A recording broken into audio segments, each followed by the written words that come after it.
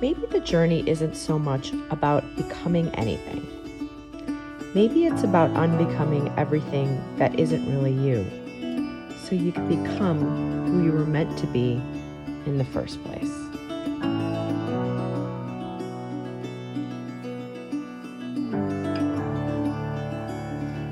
Hi everybody, it's Sweetsa here at Emanate. So I'm really excited about this summer because we are actually going to put out a video each week as more of a summer session of different topics to get you thinking about your thinking. So today's topic is on shame, and most of you have seen the research on shame and a lot of Brené Brown's work, which is great. But for practical purposes today, we'll define it as internalized shame is really where you feel as a person defective or flawed. So where guilt says, I did something wrong, shame says, I am wrong.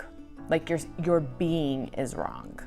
So how we actually get shame is throughout life, right? Our caretakers or people along the way, coaches, teachers, just other humans you encounter, tend to shame us in different ways, right? It could be through a level of complete control. Some folks want to instill such a sense of perfectionism that you can't do anything right. Power trips. Some folks do it through rage, contempt. And I think this is really important to point out, is that anyone that is actually trying to shame you or pass their shame is because they really can't handle their own shame. They're trying to make themselves shameless. And a great example I read in a book one time is that it's kind of like hot potato. Nobody wants the potato, right? Nobody wants the shame. So they pass it off as quickly as they can. And unfortunately, most of us have experienced shame in our youth, which definitely has translated to feeling that way as an adult. So in order to heal, we really actually have to bring shame into more of a feeling, right, instead of a state of being. But that is actually really hard to do because most of us have, at one time or another, felt such shame that it actually feels painful to even touch it. So we have developed workarounds, right? We use defense mechanisms like projection or denial to help keep that shame at bay. Some of us are addicts, alcohol, food, gambling, approval. And some of us also have taken on a role, right? Maybe you're the high achiever in your family or the enabler or the caretaker or even the scapegoat. But those are all there to keep you away from your shame, keep you away from feeling the shame. But again, in order to actually heal something, you have to feel it. And a lot of the times people will say, well, why would I ever want to go back and re-feel all of that emotion, that bad stuff? And the reality is you never felt it in the first place. You actually used a whole bunch of different strategies to not feel it. But emotions actually have to go somewhere. So there's a really great quote by Dr. John Bradshaw that says, your emotions can only be your emotions by expressing them. Denying our emotions is actually a way of losing control over them. So once you've repressed and denied your emotions, you no longer have control of them. They have control over you. Isn't that so good? I thought so too.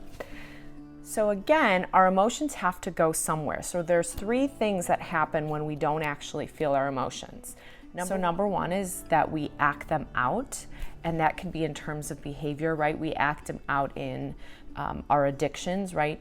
Eating, drinking, gambling. We can also act them out verbally, aggressive, but they come out that way. Number two is we act them in. So a lot of us don't realize that we're actually repressing our emotions, right? We're swallowing it down. Oh, I'm not an angry person, or that didn't make me feel sad. And so we really keep it in. And a lot of these folks might actually end up with ulcers or some type of internalized ailments because they're not actually expressing these emotions. And the third way we get rid of our emotions is we project them. Now, this is an interesting one because you see a lot of this going on in society. So if we don't want to touch an emotion that makes us feel vulnerable, sometimes we project it on someone else. So what this really looks like is if I'm trying to repress my anger, I might look at someone else and say, gosh, that person is super angry. They don't even know how to control themselves, because I'm trying not to touch my anger. Or if you're someone who has been shamed around needing things or needing people, you may not want to feel needy. And so you might look at someone else who asks for something and say, gosh, they're just very needy people, because you're trying not to touch that. But the bottom line, folks, is ultimately you cannot heal what you don't feel, period. So a couple of questions just to get you thinking a little bit about this topic is, number one, what do you notice that you avoid feeling? Do you feel a little uncomfortable with sadness? When somebody gets angry, does that make you afraid? And number two, what do you notice in other people that really irritates you? And I want you to think about that one, because sometimes when you spot it, you got it. Ultimately, this is just to get you thinking about your thinking, because what shame really does is it separates you from your truest self. And when you actually are functioning the way that you were supposed to be wired, there is where lives the freedom. So I hope that helps. Until next time, emanate your best self.